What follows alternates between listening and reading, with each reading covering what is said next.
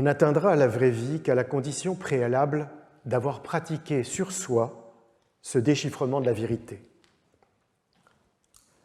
À la fin de la dernière leçon de son dernier cours au Collège de France, le 28 mars 1984, Michel Foucault analyse ainsi l'ascétisme des premiers chrétiens, à partir notamment des instructions de Dorothée de Gaza, moine et saint du VIe siècle, du VIe siècle, pardon.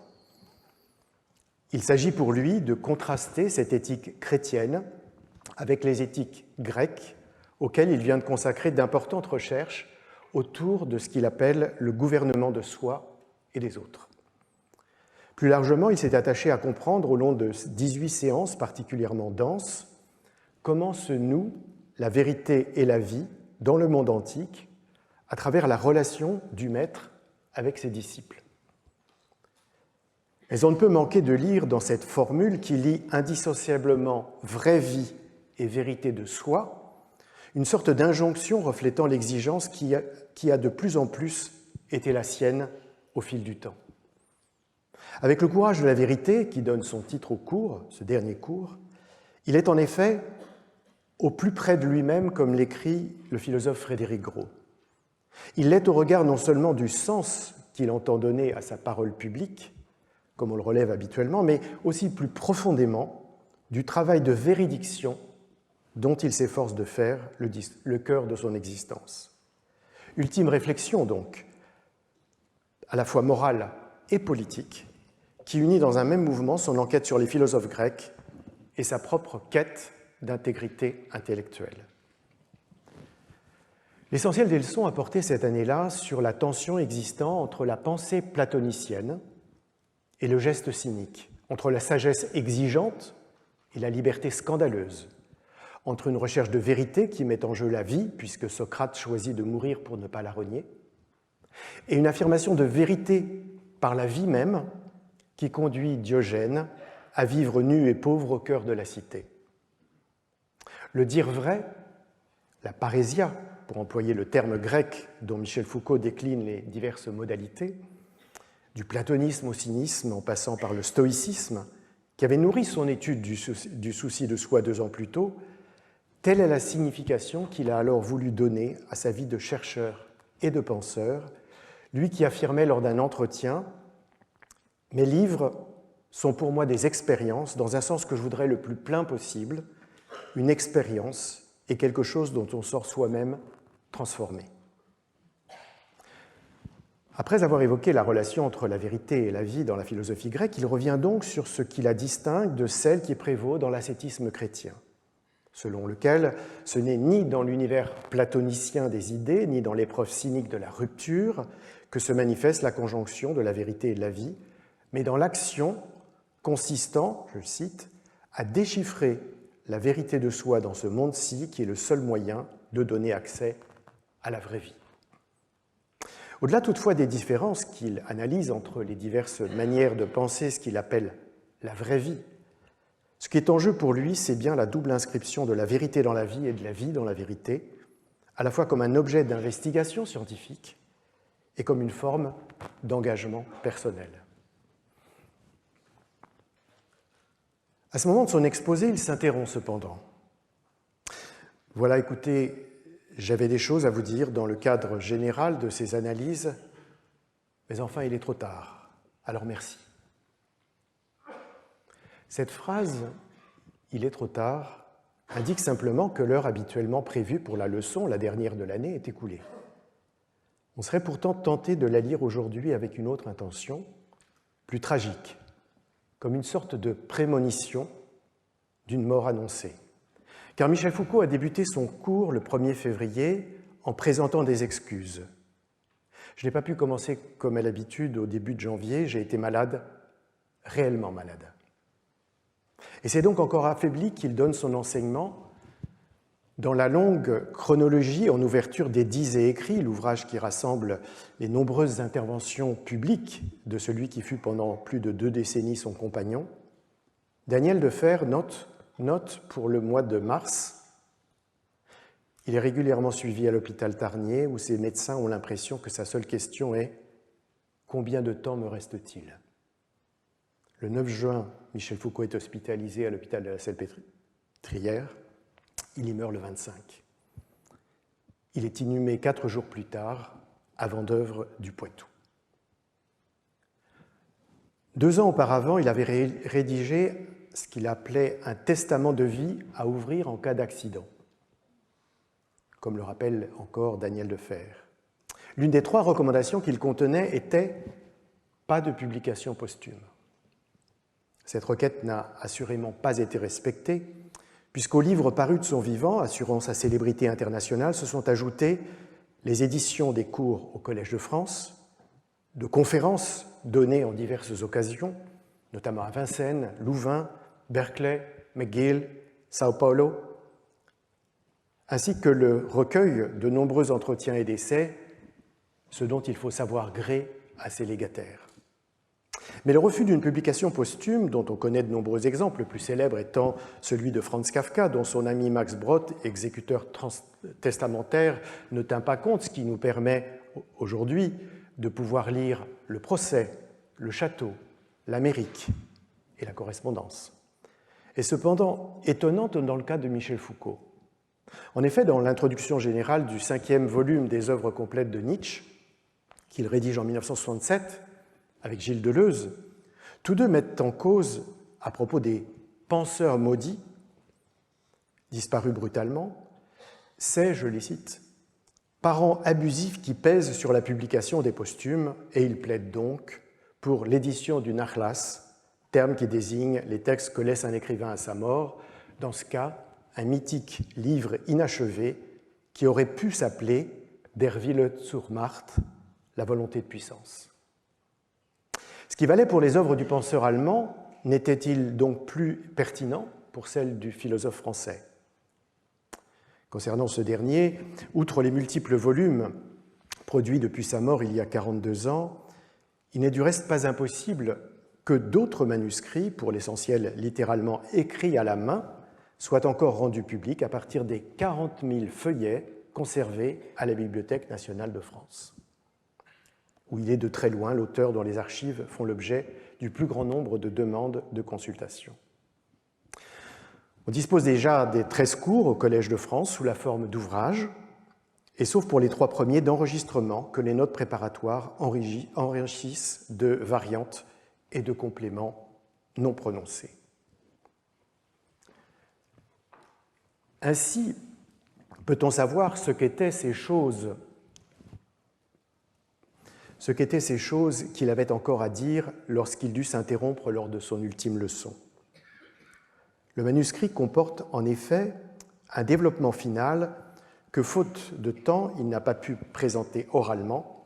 Il y revient sur son projet de penser la question de l'être et de la vérité au-delà de la métaphysique, en se concentrant sur leur rapport à soi tel qu'il se déploie dans l'éthos défini par les différentes philosophies qu'il vient d'étudier. Mais il corrige ce qui pourrait limiter au seul domaine moral cet exercice de la vérité sur soi-même, en affirmant que cet exercice se fonde sur le courage de la vérité.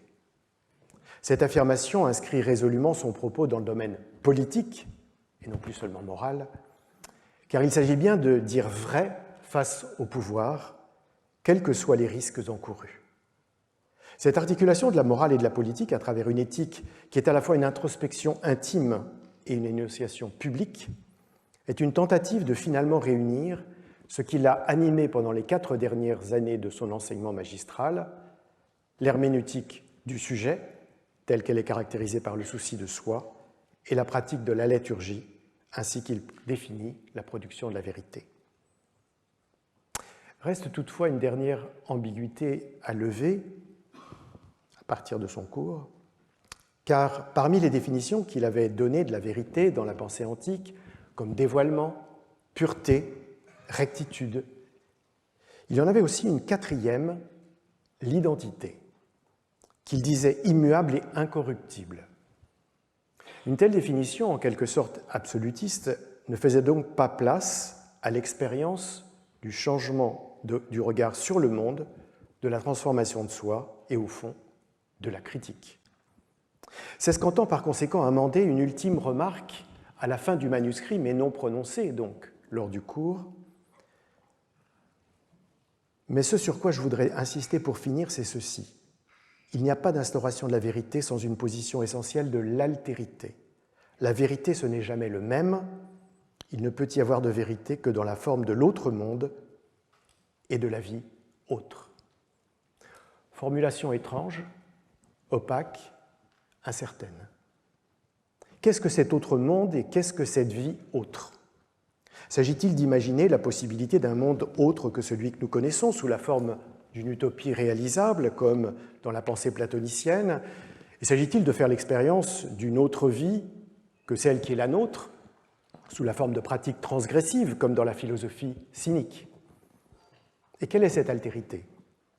Signifie-t-elle un rapport abstrait à la vérité ou bien implique-t-elle une véritable relation à l'autre, aux autres, qui a semblé reléguer au long du cours, malgré le sous-titre « Le gouvernement de soi et des autres ». Les engagements des dernières années, non seulement sur la question des prisons, mais aussi autour de la révolution iranienne, contre la répression polonaise, en faveur de travailleurs africains, pour le sauvetage des boat people vietnamiens en mer, pourraient plaider pour la seconde option, autrement dit des engagements vers les autres, à moins qu'il ne s'agisse là, une fois encore, de cette séparation tracée entre le monde académique et l'espace public, entre le travail en bibliothèque et l'activité de militant, entre les conférences prononcées en amphithéâtre, comme ici, et les tribunes écrites pour les journaux. Mais pourquoi ouvrir mon cours sur ce long développement autour de la dernière leçon de Michel Foucault au Collège de France, et même plus précisément sur ces derniers mots, tels qu'ils ont été prononcés ou écrits à la veille de sa mort? Pourquoi, en somme, commencer par la fin? L'occasion de mon enseignement n'est-elle pas fournie, au contraire, par le 100e anniversaire de sa naissance, puisque Paul Michel, selon le prénom donné par ses parents, a vu le jour le 15 octobre 1926. Si j'ai choisi cette entrée en matière, c'est que sans céder à l'illusion de faire rétrospectivement de son ultime message une sorte de testament, il demeure indiscutable qu'il y expose de manière à la fois émouvante et démonstrative le lien qu'il avait progressivement établi entre quête de vérité et sens de la vie à partir de sa propre expérience. Mais il y révèle aussi les efforts pour tenter de renouer la morale, à distance de laquelle il s'était tenu jusqu'à ce qu'il ait trouvé avec la subjectivation éthique une voie féconde, et la politique, dont on avait pu, à l'inverse, dire qu'il s'en était éloigné avec ce qu'on appelait son retour au grec. Dans le cadre de ma chaire, qui est consacrée à l'étude des questions morales et enjeux politiques dans les sociétés contemporaines, il y avait là un territoire à arpenter. Cet argument suffit-il pourtant à justifier de consacrer un cours entier à un seul auteur, rompant apparemment avec le cycle engagé autour des désordres du monde, les épreuves de la frontière, la faculté de punir, les formes de la violence? C'est donc à cette interrogation que je voudrais essayer de répondre maintenant. Présence de Foucault. Elles ne font guère de doute dans le champ intellectuel et scientifique aujourd'hui.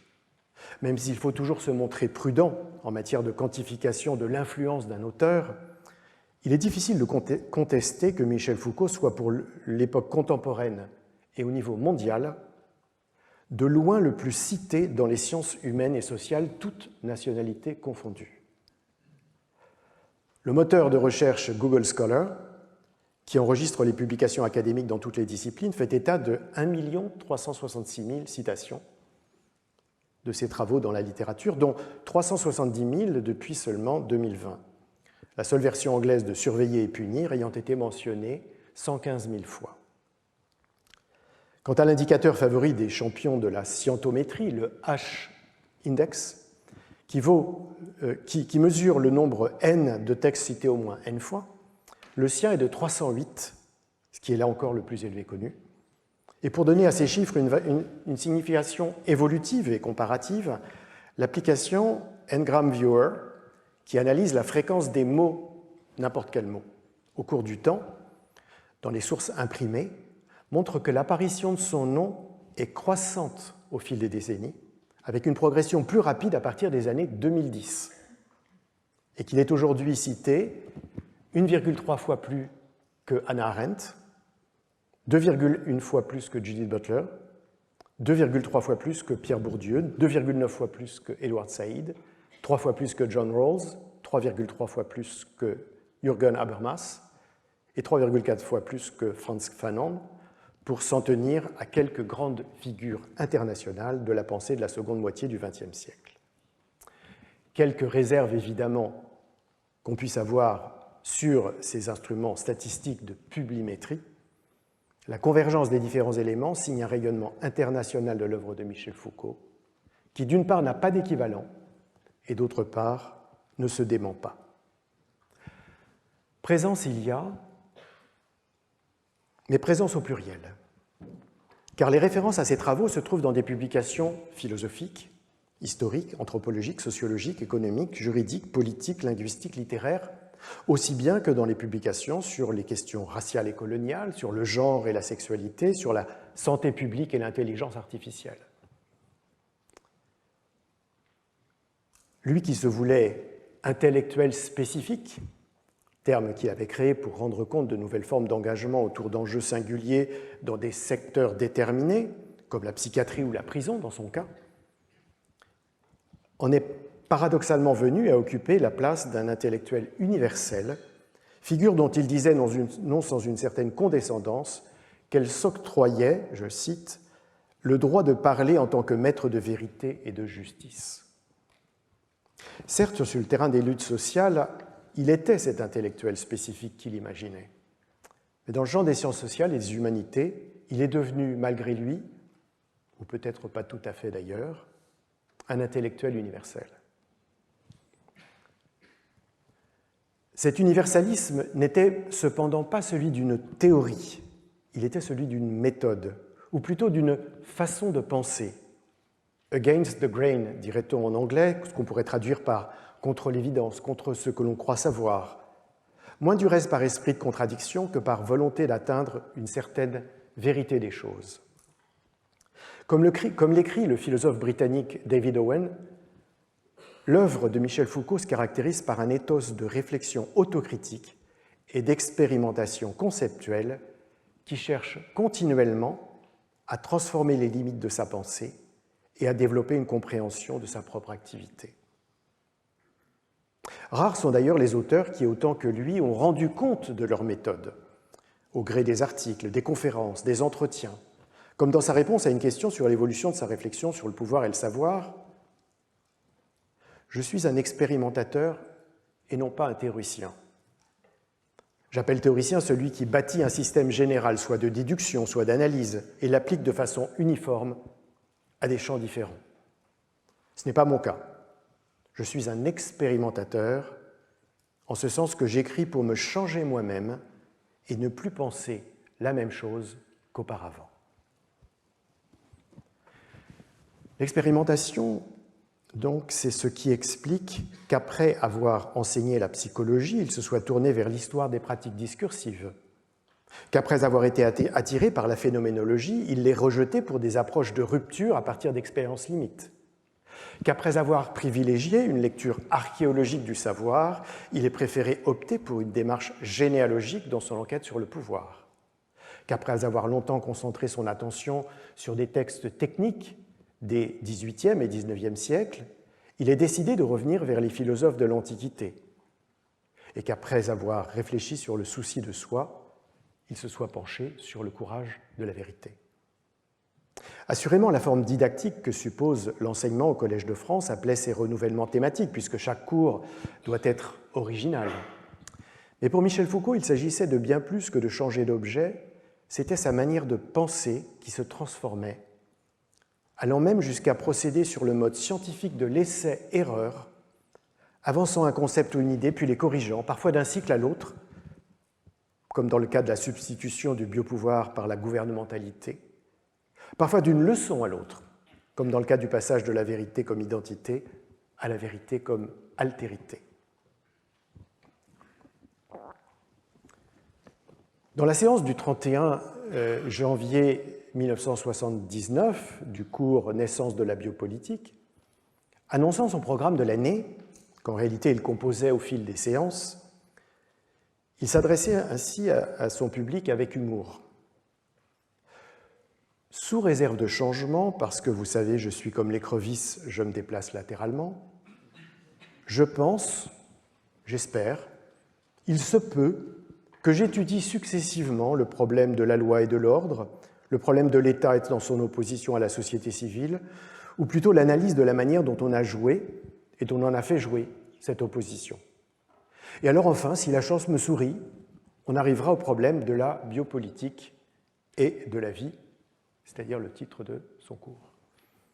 Au lieu de quoi l'essentiel du cours porta cette année-là sur l'économie, sur le mercantilisme, le capitalisme et les néolibéralismes états-uniens et allemands, sur Keynes, Hayek et Schumpeter, tandis que la loi et l'ordre s'effaçaient et que l'État demeurait comme en filigrane, la biopolitique et la vie disparaissant, elles, définitivement, après que leur étude ait été promise depuis 3 ans. Il ne faisait donc qu'appliquer sa stratégie de l'écrevisse, se déplaçant latéralement vers ce qui l'intéressait et dans ce mouvement insolite, renouvelant significativement la façon de penser le libéralisme économique.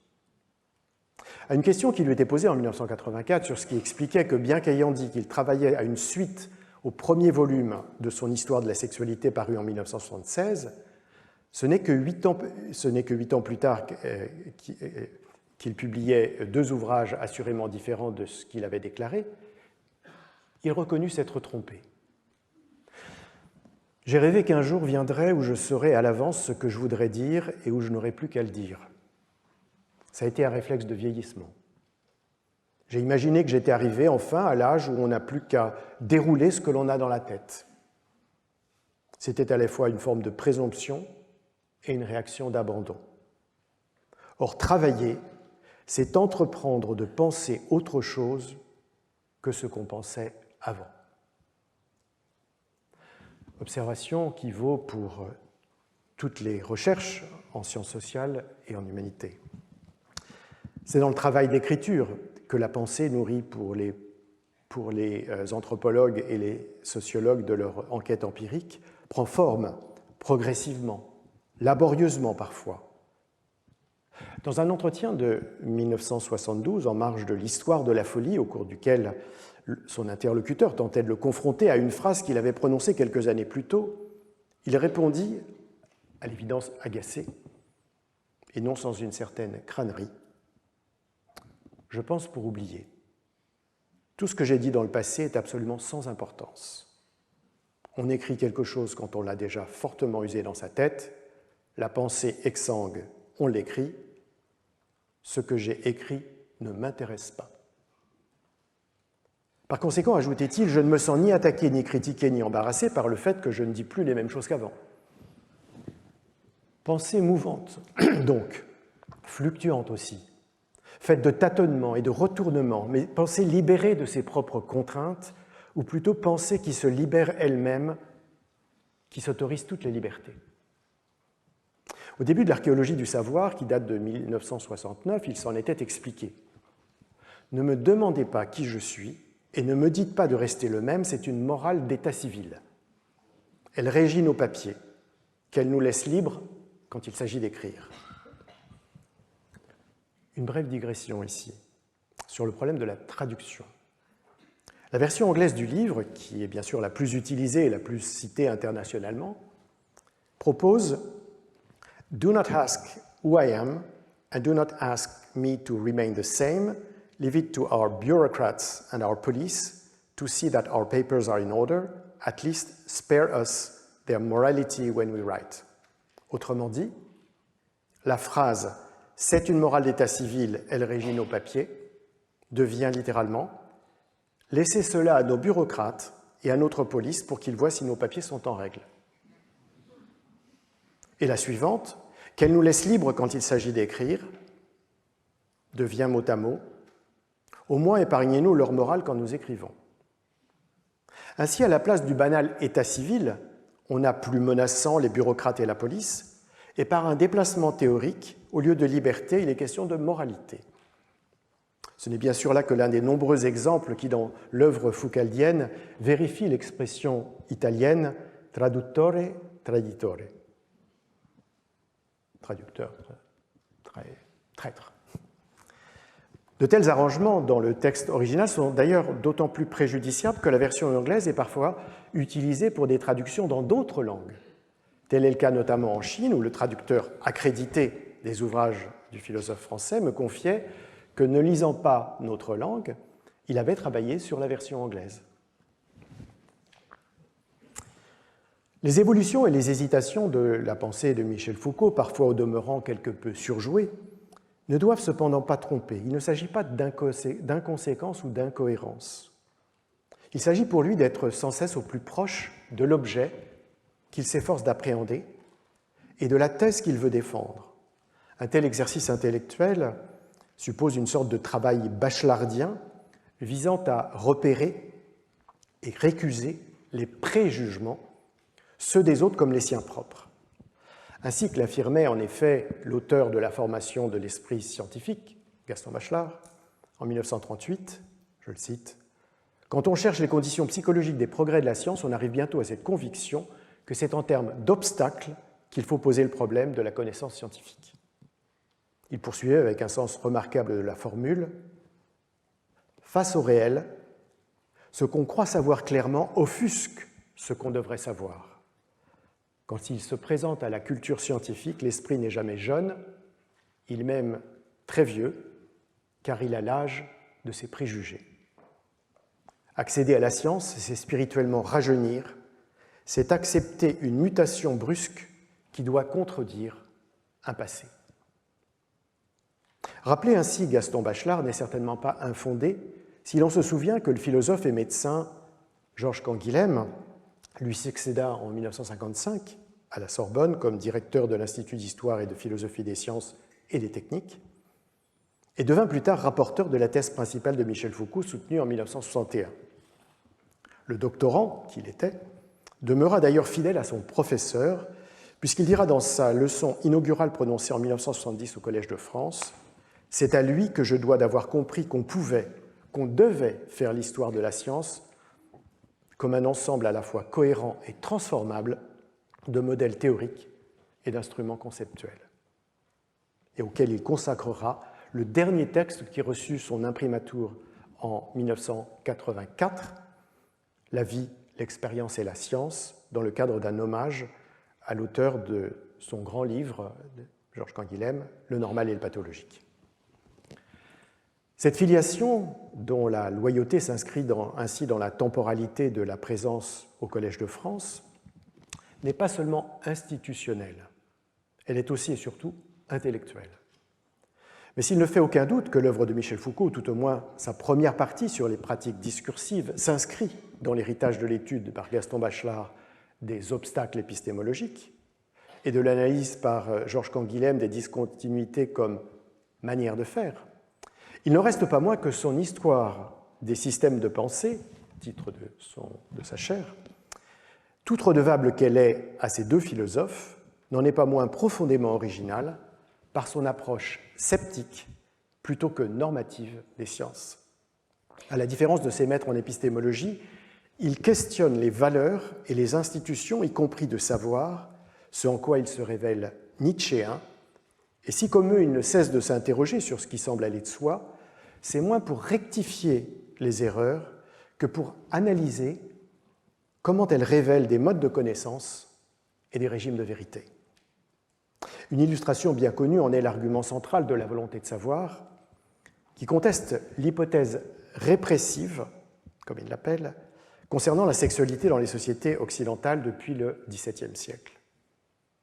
Qu'est-ce que ce discours répété à l'envi d'une censure de tout ce qui touche au sexe, d'une idéologie victorienne ayant envahi les foyers autant que l'espace public, d'un désir érotique condamné au profit de l'acte reproductif au sein de couples légitimes, d'un contrôle des plaisirs de la chair afin de mieux mettre en œuvre l'exploitation capitaliste de la forme de travail, s'enquiert Michel Foucault. Son propos n'est pas de nier l'existence d'une répression de la sexualité, mais de comprendre l'insistance à la proclamer. La question que je voudrais poser, écrit-il, n'est pas « pourquoi sommes-nous réprimés ?», mais pourquoi disons-nous avec tant de passion, tant de rancœur contre notre passé le plus proche, contre notre présent et contre nous-mêmes, que nous sommes réprimés.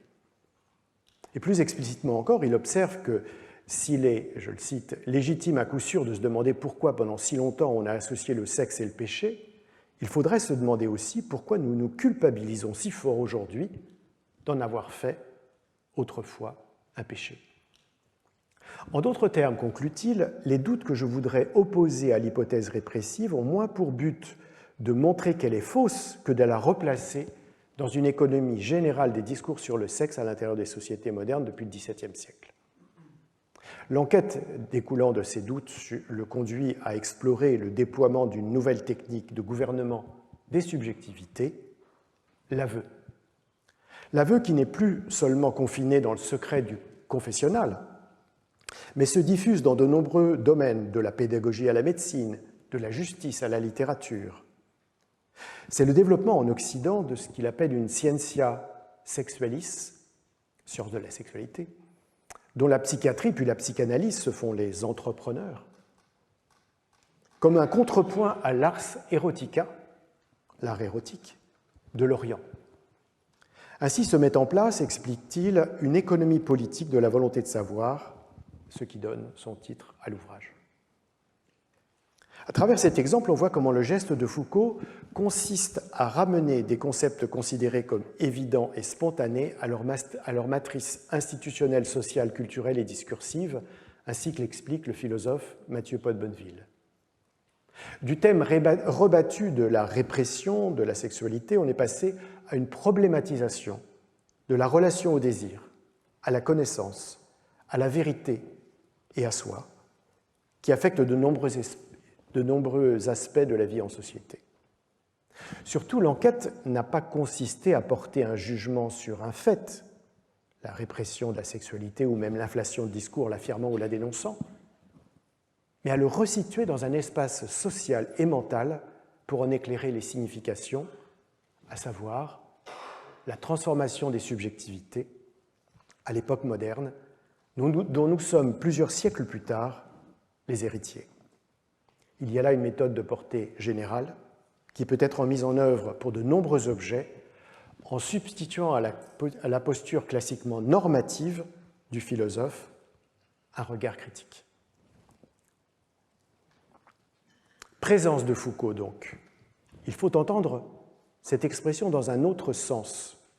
Non seulement le fait que son œuvre et sa méthode soient encore et peut-être plus que jamais présentes dans les sciences sociales et les humanités, comme je viens de le rappeler, mais aussi le fait que son travail et sa pensée entretiennent un rapport étroit avec le présent.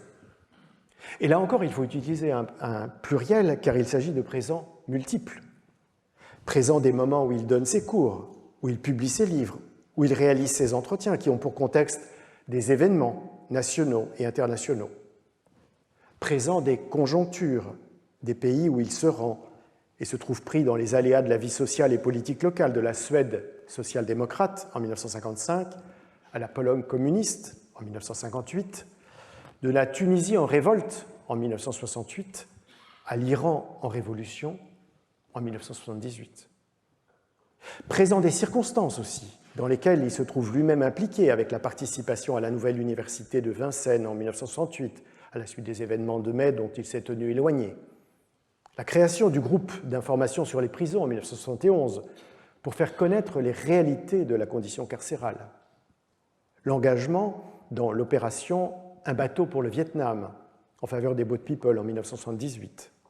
La protestation contre le silence du gouvernement socialiste français au moment de l'instauration de la loi martiale à Varsovie pour combattre Solidarność en 1981. Présent des événements historiques qu'il étudie, la répression de la révolte des Nu-Pieds en Normandie en 1639, au début du cours sur les théories et institutions pénales, l'exécution par écartèlement du régicide d'Amiens en 1757, en ouverture du livre Surveiller et punir, les assassinats de sa mère, sa sœur, son frère, perpétrés par Pierre Rivière en 1835, donnant la matière de son séminaire fermé. Présent enfin des lectrices et des lecteurs, auditrices et auditeurs, autrices et auteurs qui, au fil des années, et donc aussi aujourd'hui, font l'expérience de découvrir ou de redécouvrir Michel Foucault. Ces multiples présents lui confèrent ainsi autant de formes de présence dans des temporalités différentes et hétérogènes. C'est dans le fameux texte de 1984, « Qu'est-ce que les Lumières ?», qu'il aborde le plus frontalement la question du présent. On sait que cet essai est écrit exactement 2 siècles après celui éponyme de Kant, Was ist Aufklärung ? Le philosophe allemand y répondait dans la revue Berlinische Monatsschrift à cette question qui avait été adressée à la communauté intellectuelle de l'époque par un pasteur luthérien appartenant à une société secrète qui s'auto-désignait comme les Amis des Lumières. L'intervention de Michel Foucault est assurément un hommage à celui dont il avait introduit et traduit l'anthropologie, donc Kant, dans 2 volumes séparés pour la soutenance à la Sorbonne de sa thèse complémentaire sous la direction de Jean Hippolyte, auquel il succéda au Collège de France. D'emblée, il affirme dans ce texte que la grande originalité de la réflexion de Kant est qu'elle pose, je le cite, la question philosophique du présent. Certes, reconnaît-il, ce n'est pas la première fois que la pensée philosophique cherche à réfléchir sur son propre présent. Il y a eu une conception du présent comme appartenant à un certain âge du monde, tel qu'on le trouve dans le Politique de Platon. Il y en a eu une autre, s'efforçant d'y déchiffrer des signes annonciateurs d'un événement prochain, dont un exemple est la Cité de Dieu d'Augustin. Il y a enfin eu celle visant à l'analyser comme un point de transition vers l'aurore d'un monde nouveau, ainsi que le décrit Vico dans les principes de la philosophie de l'histoire. Pour Michel Foucault, cependant, Kant donne au présent un sens nouveau, qui ne tente pas de le relier à ce qui est passé ou bien à ce qui doit advenir. Je cite Michel Foucault, « Il ne cherche pas à comprendre le présent à partir d'une totalité ou d'un achèvement futur, il cherche une différence. Quelle différence aujourd'hui introduit-il par rapport à hier ? Autrement dit, sa quête concerne la pure réalité, pure actualité. Mais quelle est donc cette différence dont il fait la clé de lecture du présent ? Et quelle est cette actualité ? La différence est selon lui tout entière inscrite dans la première phrase, si souvent citée et d'ailleurs si variablement traduite, du texte de Kant. Les Lumières, c'est pour l'homme sortir d'une minorité qui n'est imputable qu'à lui-même. La suite vient expliquer les 2 mots essentiels, minorité et imputé. La minorité, écrit-il, c'est l'incapacité de se servir de son entendement sans la tutelle d'un autre. C'est à lui seul qu'est imputable cette minorité, dès lors qu'elle ne procède pas du manque d'entendement, mais du manque de résolution et de courage nécessaires pour se servir de son entendement sans la tutelle d'autrui. La différence, c'est donc ce passage de l'état de minorité à l'état de majorité, si l'on peut dire. C'est la transition d'un temps où les sujets ne pensent pas par eux-mêmes, mais s'en réfèrent à l'autorité du souverain, du pasteur, du médecin ou du percepteur, pour savoir ce qu'ils doivent penser et faire, à un temps où ils ont le courage d'acquérir la maturité qui leur permet de se libérer de ce joug politique, moral, intellectuel et administratif. Cette différence caractérise donc le présent comme actualité, c'est-à-dire comme basculement dans la modernité, ou plus précisément comme sortie d'un monde ancien dans lequel les sujets étaient prisonniers de leur minorité. La réalisation concrète de cette actualité, c'est la Révolution française, pour laquelle Kant se montre enthousiaste, au moins en partie, au moins s'agissant des premières années, car il y voit l'avènement pacifique d'une souveraineté populaire en quête d'un ordre constitutionnel et même la reconnaissance des êtres humains en tant que fin et non en tant que moyen. Elle est une sortie de la minorité dans laquelle le peuple était maintenu. En fait, dès le 5 janvier 1983, donc une année plus tôt, dans la première leçon du cours « Le gouvernement de soi et des autres », Michel Foucault avait déjà engagé cette réflexion sur le texte de Kant. Ce qui fait sa singularité, déclarait-il, c'est la question du présent, c'est la question de l'actualité, c'est la question de qu'est-ce qui se passe aujourd'hui? Qu'est-ce qui se passe maintenant et qu'est-ce que ce maintenant à l'intérieur duquel nous sommes les uns et les autres et qui est le lieu, le point duquel j'écris? Avec plus loin cette précision, qu'est-ce qui, dans ce présent, fait sens actuellement pour une réflexion philosophique? Il y a souvent chez lui, lorsqu'il étudie un texte, Michel Foucault, ou plutôt faudrait-il dire lorsqu'il se passionne pour un texte, une manière de faire dire à son auteur ce que lui-même veut dire, de le tirer dans le sens de sa propre réflexion, de transformer ce qui semble une herméneutique interprétant l'original en une heuristique qui s'en éloigne pour donner libre cours à sa propre réflexion. Non seulement il en était conscient, mais il le revendiquait. N'est-ce pas justement une manière d'actualiser le philosophe de Königsberg? Assurément, l'actualité est bien plus un thème foucaldien qu'un thème kantien. Il ne l'a cependant pas toujours été explicitement, et l'on pourrait suggérer que Michel Foucault s'est progressivement éveillé à l'événement sur la base non pas de ses lectures, mais de son expérience, notamment à partir de 1968, et probablement beaucoup moins en lien, comme on pourrait le penser, avec les manifestations et les grèves du printemps en France, qu'avec les protestations des étudiantes et étudiants et la répression du régime en Tunisie, où il vivait et enseignait. Comme son biographe Didier Héribon l'observe, lui qui s'était tenu à l'écart de la politique est soudainement rattrapé par elle.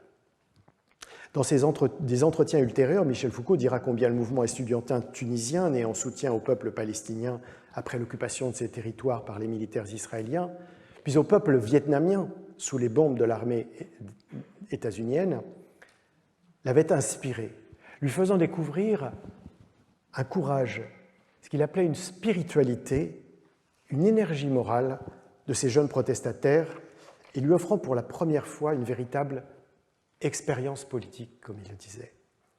Par comparaison, il se déclara plutôt surpris, étonné, même déçu par ce qu'il avait vu sur la scène française quelques mois plus tard.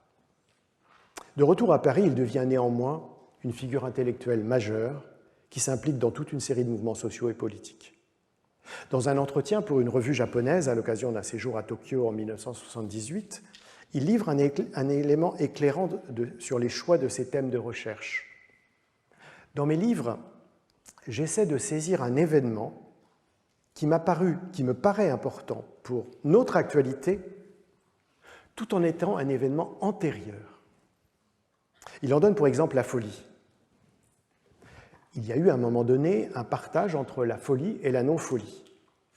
Il y a eu à un autre moment une certaine manière de saisir l'intensité du crime et le problème humain posé par le crime.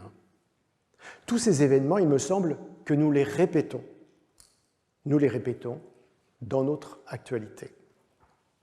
C'est cette actualisation du passé dans le présent qui nourrit un désir de la recherche et conduit en retour à une exploration qualifiée selon les périodes d'archéologique ou de généalogique. Exploration qu'on pourrait alors concevoir symétriquement comme une actualisation du présent dans le passé. L'actualité n'est donc pas véritablement, ou en tout cas pas seulement le moment vécu maintenant, mais une boucle temporelle dans laquelle le passé et le présent se font écho. Je cite, « J'essaie de saisir quel est l'événement sous le signe duquel nous sommes nés et quel est l'événement qui continue à nous traverser. » On peut noter qu'ici, contrairement à l'usage habituel, l'événement pour lui n'est pas un point dans l'histoire, un surgissement qui produit une certaine transformation dans un état du monde ou une expérience de soi. Il a une durée, il est une période qui s'étale dans le temps en caractérisant un état du monde ou une expérience de soi. Fait notable, à cette époque, soit 6 années avant le texte sur les Lumières, Michel Foucault attribue cette fois à Nietzsche et non à Kant la paternité de la pensée sur l'actualité.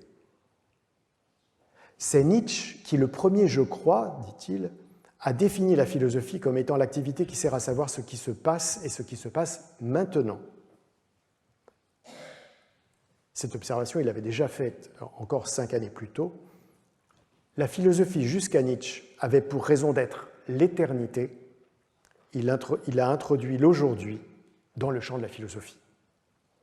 On pourrait s'étonner, d'ailleurs, au vu du titre de son livre, le livre de Nietzsche, Considération inactuelle, de faire de son auteur le père d'une théorie de l'actualité. Mais il s'agit encore là d'un problème de traduction. Dans la mesure où Unzeitgemäß, généralement rendu en français par inactuel, dans l'ouvrage qui réunit les 4 essais de Nietzsche, signifie en réalité intempestif, inopportun, en référence d'ailleurs à une actualité contre laquelle il vitupère.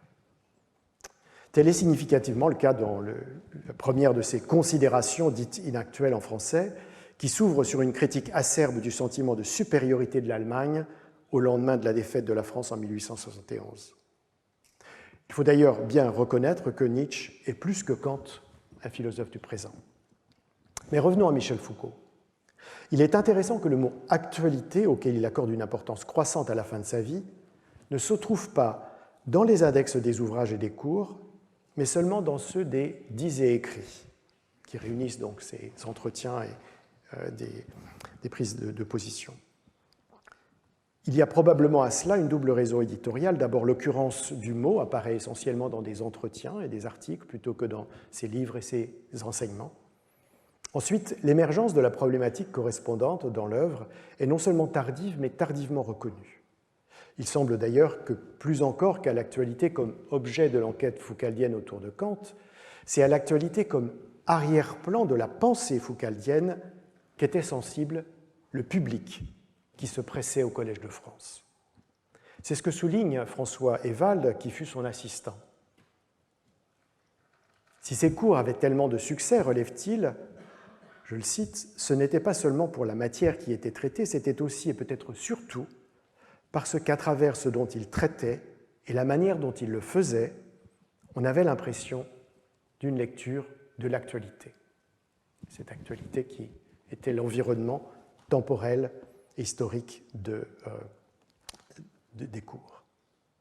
On peut certes le comprendre s'agissant de la folie dans un temps où la psychiatrie se trouvait mise en cause, en particulier par l'antipsychiatrie, à l'égard de laquelle Michel Foucault avait toutefois pris ses distances, ou de la prison, à un moment où des révoltes se produisaient dans les établissements pénitentiaires, avec le soutien d'intellectuels parmi lesquels il jouait lui-même un rôle prééminent. Il faut néanmoins noter un paradoxe dans cette impression que ces cours offraient une lecture de l'actualité, puisqu'il n'y était pratiquement jamais question des faits de son temps, avec quelques exceptions, comme l'évocation de l'agonie du caudillo Francisco Franco, que dans la leçon du 17 mars 1976, il présente comme, je le cite, un petit et joyeux événement. Ou la présentation de la politique sociale du président Valéry Giscard d'Estaing, dont il critique longuement dans la leçon du 7 mars 1979 le projet d'impôt négatif jugé producteur d'une population assistée. Hormis ces quelques cas, Michel Foucault se tient, dans ses cours comme dans ses livres, hors du contemporain, et les séances, comme les ouvrages sur l'histoire de la folie et sur la naissance de la prison, s'achèvent au XIXe siècle.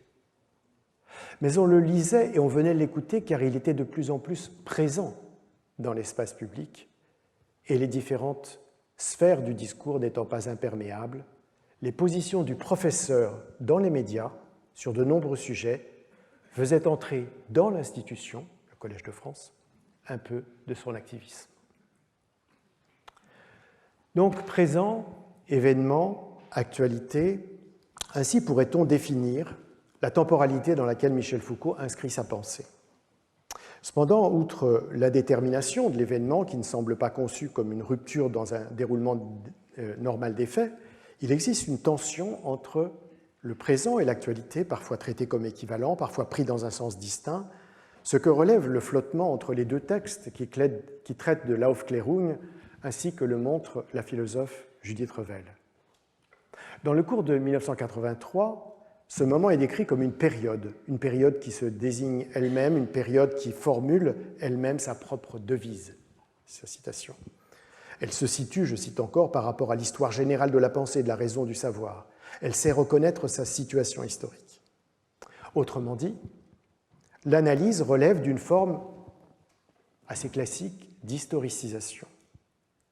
Mais dans l'article de 1984, il n'en est plus question.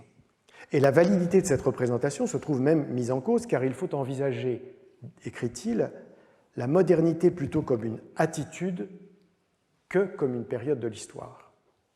Et cette attitude, c'est un mode de relation à l'égard de l'actualité, une manière de penser et de sentir, une manière aussi d'agir et de se conduire.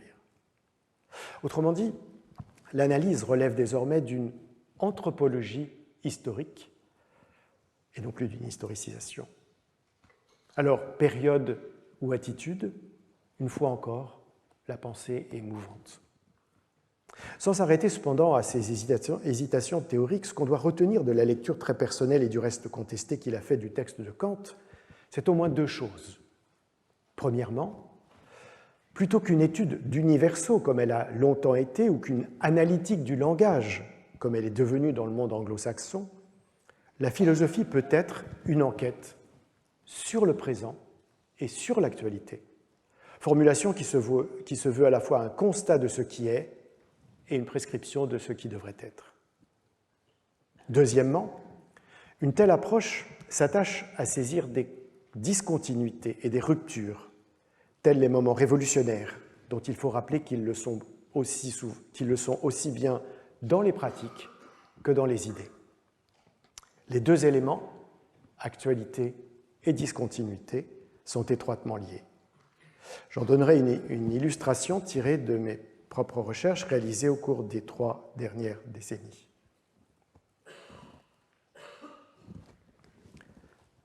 À la fin du XXe siècle, un phénomène s'est produit, l'émergence d'un gouvernement humanitaire, comme j'ai proposé de l'appeler en le définissant comme le déploiement des sentiments moraux dans les politiques contemporaines. J'en ai fait l'étude dans plusieurs domaines et sur plusieurs terrains. En France, des lieux d'écoute ont été installés dans les quartiers populaires pour permettre aux personnes dites exclues de faire entendre leurs souffrances. Un fonds d'urgence sociale a été mis en place, demandant aux chômeurs et aux pauvres de justifier leur sollicitation d'une aide financière par un narratif s'apparentant au supplique d'autrefois. Une procédure spéciale a permis aux étrangers sans titre de séjour, atteints de maladies graves, ne pouvant faire l'objet d'un traitement inapproprié dans leur pays, d'être régularisés. Une attestation psychologique ou psychiatrique est devenue cruciale pour certifier l'état de stress post-traumatique dû aux violences subies par les demandeurs d'asile. Un candidat conservateur à l'élection présidentielle a même lancé pendant sa campagne un appel à la souffrance, à la France qui souffre. Ailleurs dans le monde, aux États-Unis, un faux témoignage faisant état du débranchement par des soldats irakiens de couveuses et de la mort de nouveau-nés dans les hôpitaux koweïtiens a suscité une vague nationale d'indignation et servi à rallier l'opinion à la guerre du Golfe. Au Venezuela, les images de la catastrophe causée par d'importants glissements de terrain ont permis de légitimer l'instauration d'un état d'urgence, accordant au président les pleins pouvoirs et autorisant une militarisation de la zone sinistrée. En Afrique du Sud, des photographies de nourrissons supposés infectés par le virus du sida ont été abondamment utilisées pour faire condamner le gouvernement accusé de retarder la prévention de la transmission néonatale de l'infection par un traitement qui s'est toutefois avéré mettre en danger la vie des mères. Dans les territoires palestiniens occupés, le témoignage des organisations humanitaires intervenant lors de l'intifada al-Aqsa a privilégié l'exposition de la vulnérabilité des jeunes lanceurs de pierres plutôt que leur résistance à l'oppression pour générer une empathie à leur égard au sein de la communauté internationale.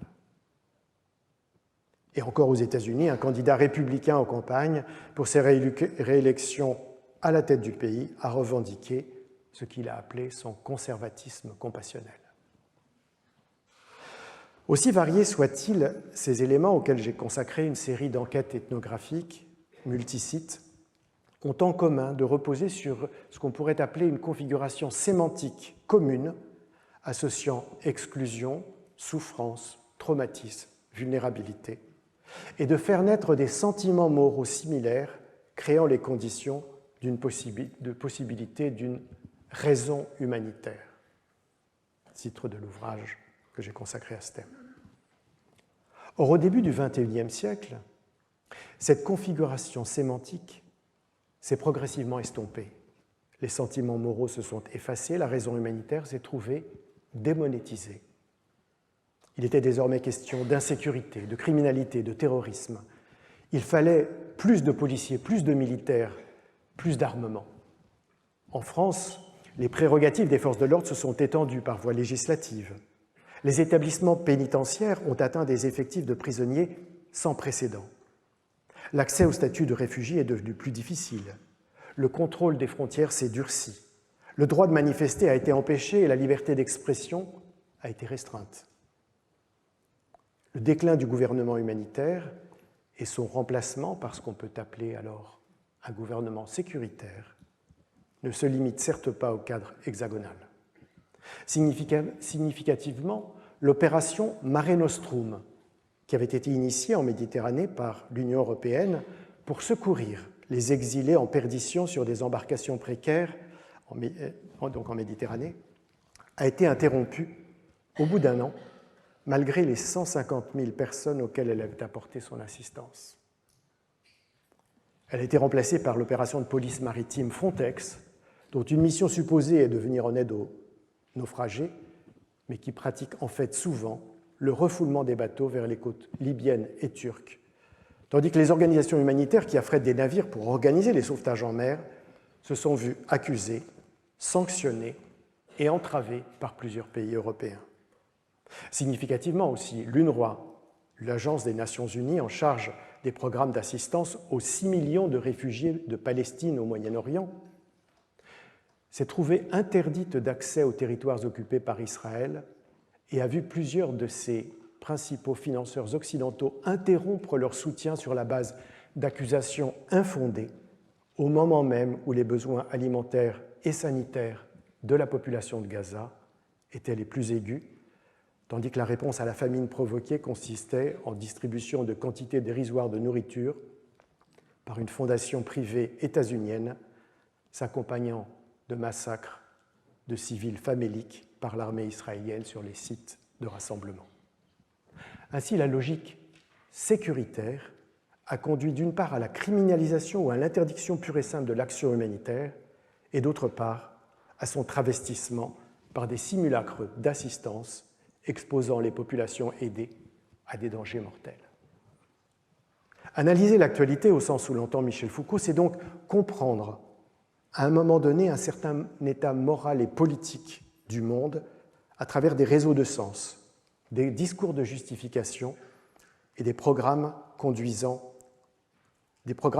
concrètement ces réseaux de sens et discours de justification. Mais c'est aussi être attentif aux discontinuités, aux ruptures qui font en l'occurrence basculer d'un régime de compassion dans les années 80-90 à un régime de répression dans les années 2000, 2010, 2020. On comprend que la pensée foucaldienne se soit révélée pertinente pour les sciences sociales et les humanités. Je m'attacherai dans les leçons à venir à illustrer les dialogues qui se sont développés avec elle dans diverses disciplines et dans des contextes variés. Il s'agira d'exemplifier son empreinte sur la façon dont des chercheuses et des chercheurs voient le monde, conçoivent leurs objets, déploient leurs méthodes. Je ne me livrerai donc pas à une stricte exégèse de l'œuvre foucaldienne, ce à quoi nombre d'autrices et d'auteurs se sont employés et continuent de s'employer. J'en proposerai plutôt, à partir d'une lecture attentive, une mise en perspective autour de quelques grands thèmes, la folie, la prison, de quelques concepts, critique, vérité, humanisme, et de quelques positionnements autour de la morale, de la politique, de l'engagement, sans éluder toutefois certaines absences, puisque le cours s'appelle Présence, et ce qu'elle révèle. J'examinerai également les influences qu'elle a exercées, les débats qu'elle a suscités, les critiques qui l'ont accompagnée, tous éléments auxquels j'incorporerai parfois certaines de mes recherches et réflexions, pour autant qu'elles entrent en dialogue avec ces questions, ces méthodes et ces théories. L'engagement intellectuel, pour conclure, intellectuel et matériel que représente la réalisation d'un cours comme celui-ci, ne peut en effet se comprendre qu'au regard de la signification qu'il revêt pour celle ou celui qui le prépare. Si j'ai entrepris ce travail, c'est qu'au-delà de la portée considérable qu'à l'œuvre de Michel Foucault dans l'histoire de la pensée contemporaine, comme je l'ai rappelé, elle a représenté pour moi aussi une source d'inspiration, ou pour dire plus simplement et plus justement, une présence. En 2011, les éditions de Lerne lui consacrèrent l'un de leurs volumineux cahiers en demandant aux autrices et aux auteurs d'écrire sur la relation qu'ils avaient eue avec elle et avec son auteur. Ma contribution était intitulée « Comment j'ai écrit certains de mes textes », ce qui était évidemment une paraphrase du titre du célèbre livre de Raymond Roussel, à qui précisément Michel Foucault avait consacré un ouvrage en 1963. J'y explique qu'aussi loin que je me souvienne, la lecture de cette œuvre de Michel Foucault m'a accompagné dans mon travail d'écriture. Cette compagnie bienveillante a pris au fil du temps des formes cependant variées et parfois singulières. Lorsque j'écrivais ma thèse de médecine, dont le sujet tranchait fortement avec les conventions de cet exercice, puisque je m'étais engagé assez témérairement dans une histoire et une sociologie des politiques de coopération sanitaire en Tunisie depuis l'indépendance du pays, j'avais une sorte de rituel.